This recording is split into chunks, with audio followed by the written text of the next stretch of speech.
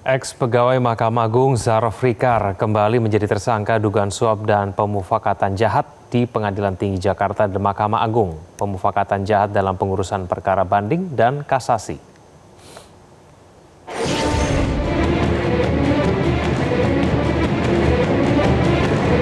Kejaksaan Agung kembali menetapkan mantan pejabat Mahkamah Agung Zaraf Rikar sebagai tersangka. Kini kasusnya berkaitan dengan dugaan suap dan pemufakatan jahat di Pengadilan Tinggi DKI Jakarta dan Mahkamah Agung tahun 2023-2025. Selain Zaraf Rikar, Kejagung juga menetapkan dua tersangka lainnya, yakni advokat Lisa Rahmat dan Isidorus Iswardoyo. Pemufakatan jahat diduga terjadi dalam pengurusan perkara banding dan kasasi. Kejagung mengantongi banyak bukti untuk menetapkan ketiganya sebagai tersangka. Kasus ini merupakan pengembangan dari temuan uang senilai 920 miliar rupiah dari rumah Zaraf Rikar. Dalam penanganan perkara di tingkat banding, LR, IR, dan ZR bersepakat bermufakat jahat untuk melakukan suap dalam pengurusan perkara perdata di tingkat banding, dan juga dalam pengurusan perkara di tingkat kasasi. Ketiga orang ini juga melakukan pemufakatan jahat untuk memberikan suap dalam penanganan perkara. Sebelumnya, maklar kasus Zaraf Rikar telah divonis 16 tahun pidana penjara dan denda sebesar 1 miliar rupiah, subsidiar 6 bulan kurungan. Mantan Kepala Badan Litbang Diklat Kumdil Mahkamah Agung itu dinilai terbukti menerima suap dan gratifikasi. Vonis tersebut lebih ringan dari tuntutan jaksa yang meminta Zaraf dihukum 20 tahun penjara. Tim Liputan, Metro TV. Menggelar kasus yang juga ex-pegawai Mahkamah Agung Zaraf Rikar kembali menjadi tersangka dugaan suap di Pengadilan Tinggi Jakarta dan di Mahkamah Agung. Apakah ini menunjukkan adanya kelemahan sistemik dalam institusi peradilan atau lemahnya pengawasan di MA? Untuk membahasnya sudah bergabung sama kami pakar hukum pidana yang juga mantan hakim Asep Iwan Irawan dan juga mantan jaksa Jasman Panjaitan. Pak Jasman, Kang Asep, selamat malam. Selamat malam, Kevin. Baik. Ya, terima kasih atas waktunya, Kang Asep. Apa komentar Anda mengenai Zaraf Rikar yang lagi-lagi menjadi tersangka? Ya, kita apresiasi setinggi-tingginya kepada kejaksaan, ya, kopsnya Pak Jasman, bahwa sekarang sedang naik daun, artinya betul-betul menegakkan hukum. Jadi orang-orang yang di Mahkamah Agung merusak citra kepercayaan hukum, sekarang dikenakan pasal-pasal tidak hanya berlapis istilah, tapi berlanjut, berbarengan. Malah sekarang pemufakatan jahat yang di KUHP diatur di pasal 110. Ya, itu ada nanti 5 kategori ya, bagaimana memperlakukan kejahatan itu, baik dengan berusaha menggerakkan orang lain, memperoleh kesempatan, memiliki kepersediaan, mempersiapkan, berusaha merintangi. Jadi itu poin-poinnya fakta pengukurannya gampang. Kan duitnya dulu banyak tuh, hampir 1 T atau 900 sekian miliar, sekian kilo. Dan waktu hari pertama digeledah itu, yang bersangkutan mengatakan urusan perkara. Artinya kalau urusan perkara tidak sendiri, apalagi yang bersangkutan bukan hakim, tapi hanya seorang karyawan Mahkamah Agung yang mendapat pejabatan tinggi. Ketika dapat jabatan tinggi, dia punya pengaruh yang sangat besar, ya, sehingga bermufakat itu kan 1-2 orang atau lebih, ya, melakukan tindak pidana. Nah, salah satunya bagaimana ngurus perkara. Jadi yang harus dicari oleh sampai kejaksaan udah pinter lah, ya, bagaimana mencari mufakatnya sama siapa saja nih kejahatan jahat ini. Dalam persidangan kemarin disebut, ya, salah satu nama hakim, ya, S lah gitu. Dan harus cari lagi yang lain-lainnya, karena tidak mungkin uang emas sebanyak itu kalau tidak, ya, dengan orang lain, tidak mufakat, ya, dengan orang-orang yang menentukan jalannya perkara. Artinya ada orang yang menentukan perkara, nah orangnya harus dicari. Tapi ketika humasnya menyatakan permufakatan jahat, ya, yaitu diatur 110 dan seterusnya, berarti ada pihak-pihak lain yang saya kira nanti suatu saat akan dibuka. Ini kan masih tahap penyelidikan, ya, di tahap di kejaksaan untuk diproses lebih lanjut, karena yang itunya sedang proses banding, yang putusannya kemarin atau dia menerima atau tidak itu biar, tapi sekarang perkara barunya. Bahkan saya kira tidak hanya permufakatan jahat dalam tindak pidana suap dan gratifikasi, mungkin juga nanti pencucian uang. Nah, itu yang lebih, tapi saya kira ini setidak-tidaknya harapan bagi seluruh masyarakat Indonesia bahwa ada pihak-pihak tertentu yang sekarang suka mengganggu jalannya peradilan, merusak Mahkamah Agung dan jajaran di bawahnya, sekarang diproses lebih lanjut, tidak diproses yang kemarin pasal misalnya hanya terbukti yang kemarin satu itu kan, nah sekarang ada permufakatan jahat untuk tindak pidana lainnya. Jadi apresiasi yang setinggi-tingginya untuk tindak lanjuti. Ini kan persis juga ada yang sebelumnya juga orang senamanya Nuradi, juga Hasbi juga, itu petinggi-petinggi Mahkamah Agung ya yang melakukan merusak nama, citra, wibawa dan martabat Mahkamah Agung. Saya kira ini yang harus ditindaklanjuti lebih lanjut. Ya, Pak Jasman, berarti pihak-pihak yang lain ini seharusnya juga bisa terseret ya. Ini kan pengadilan tinggi dan kemudian Mahkamah Agung. Bisa tidak kemudian itu terseret dalam kasus ini? Ya, pertama-tama saya setuju juga dengan Pak Asep. Apresiasi kepada kejaksaan. Namun sebenarnya bukan apresiasi.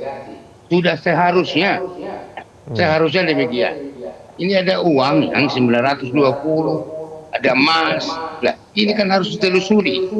Dan itu sudah menjawab pertanyaan publik selama ini. Loh, kok mengenai barang bukti kok nggak karena sudah ada di berita, kok nggak ada tindak lanjutnya gitu. Jadi mungkin inilah saat yang tepat sehingga kejaksaan langsung menaikkan ini ke penyidikan. Saya kira udah sama dengan Pak Asep. Lah ini harusnya kejaksaan bisa, nggak sulit kok menelusuri ini. Saya mantan direktur penyidikan, ya menyelidiki ini terus harus gitu. Jadi waktu itu saya tanya rekan-rekan di Picu, saya tanya, loh kenapa belum ada tindak lanjut? Ya sebentar Pak, harus ini lagi kita lagi mencari alat-alat bukti lain katanya. Oke, ditunggu masyarakat loh. Saya gituin gitu loh Pak. Jadi ini memang seharusnya kejaksaan seperti inilah yang untuk menuntaskan. Karena ada aja perkara itu harus ada akhirnya, jangan digantung begitu. Jadi yang ingin saya sampaikan, ini kenapa yang ketiga orang ini mencari yang namanya si ZRR ini gitu. Berarti ini sudah bisa dilihat sebenarnya ini. Sudah tahu sebenarnya ada pemain di sana. Jadi kemungkinan besar bukan hanya dia. Mungkin orang sudah menganggap ini mafianya akan. Itu yang harus dikembangkan nanti gitu. Begitu Pak Jabin. Pak Jasman, lalu yang kemudian yang menghalangi Kejaksaan Agung untuk kemudian menyeret nama-nama hakim baik itu di tingkat pengadilan tinggi maupun Mahkamah Agung itu apa menurut Anda? Nggak ada atau gimana? Ya sebenarnya nggak ada.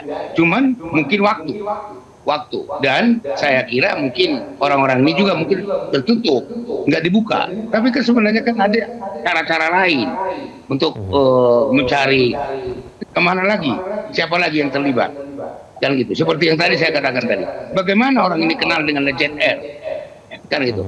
Siapa yang mengenalkan itu? Atau jangan-jangan ada yang dari dalam mengatakan, kamu temuin itu ZR, dia tahu jago itu. Jangan-jangan begitu informasinya. Jadi nggak sulit membuka ini, enggak. Oke, Kang Asep, kalau misalnya nanti akhirnya Zarofrikar terbukti dan kemudian akhirnya dijatuhi vonis, nanti masa hukumannya akan menambah vonis 16 tahun yang sebelumnya atau bagaimana sih perhitungannya? Ya, perhitungannya jadi kita mengenal di hukum pidana itu, terutama di LP ya, bahwa penjara maksimal adalah 20 tahun ya. Tapi teknis, sekarang tidak boleh kalau penjara lebih dari 20 tahun. Kalau misalkan ini 16 tahun baru PN kan, kita nggak tahu PT. Nah kalau nanti ada hukuman-hukuman tambahkan itu tetap tidak boleh daripada 20 tahun. Tapi biasanya ini teman-temannya Pak Jasman ya, rekan-rekan biasanya nunggu itu satu betul keluar kayak kemarin tuh tadi tahun lagi. Soalnya kalau nanti disatukan itu terlalu keenakan. Jadi biar salah-salahkan dulu yang satu, begitu keluar itu kan juga dulu pernah kejadian juga yang menyangkut tokoh ya, begitu keluar dari LP tarik proses lagi, jadi bisa panjang. Mudah-mudahan itu dilakukan. Saya kira ini tataran teknis. Saya kira eksekutor perkara pidana adalah kejaksaan. Saya kira nah ketika nanti yang berikutnya katakanlah dihukum lagi lebih berat, ya nggak mungkin lah kita tidak mengenal hukuman 40 tahun 50 tahun. Tetap kalau penjara itu maksimalnya cuma 20 tahun gitu. Tapi status uang yang kemudian sudah disita itu bisa dikembalikan langsung ke negara, Kang Asep? Ya, menarik yang dikatakan tadi Pak Jasman. Ini kan uang hasil kejahatan, dia suka disebutin.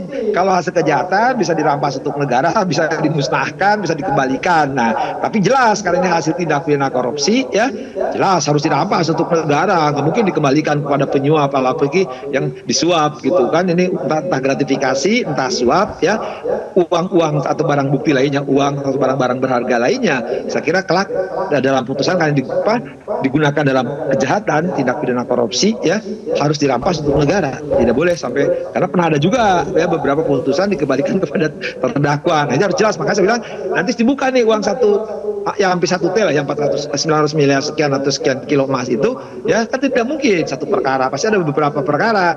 Tapi kalau dia, nah di tindak polisi jelasin, kalau dia tidak bisa membuktikan uang itu dari mana, ya negara berhak mengambilnya, karena justru ya ada jaksa untuk membuktikan sekian, tapi juga terdakwa harus membuktikan asal usulnya uang itu. Kalau dia tidak sanggup dia sejumlah itu tidak sesuai dengan profil dia, dan gaji dia seorang karyawan di Mahkamah Agung berapa, nggak mungkin lah ya kerja sekian tahun dapat 1 T ya, 1 T lah kurang lebih, atau emas sekian kilo, belum dengan rumah-rumahnya yang begitu mewah dan kendaraan-kendaraan mewah. Nah, itu harus dibuktikan. Nah, kalau tidak sanggup dibuktikan, maka status barang bukti itu dirampas untuk negara. Jadi kalau ada keberatan silakan gugat perdata. Oke, Pak Jasman, ini kan hasil pengembangan dari uang 920 miliar rupiah itu. Menurut Anda berapa banyak sih kasus yang ditangani oleh Zarof Rikar ini? Ya itulah yang harus kita selidiki. Ada apa gitu. Jadi harusnya Jaksa Agung Muda pengawasan juga bisa menelusuri ini gitu. Jadi jangan hanya menunggu siapa lagi yang menjadi mafia-mafia di sana, dan berapa yang selama ini perkara yang ditangani oleh bisa ditangani oleh si Zarof Rikar ini. Siapa aja yang sebenarnya, apa iya Mahkamah Agung tidak tahu ini? Ya jadi jangan hanya diam gitu. Mahkamah Agung juga harus segera bergerak. Itu kan malu Mahkamah Agung begini. Oke. Itu Pak. Kang Asep, dengan Komisi Yudisial juga proaktif gitu loh.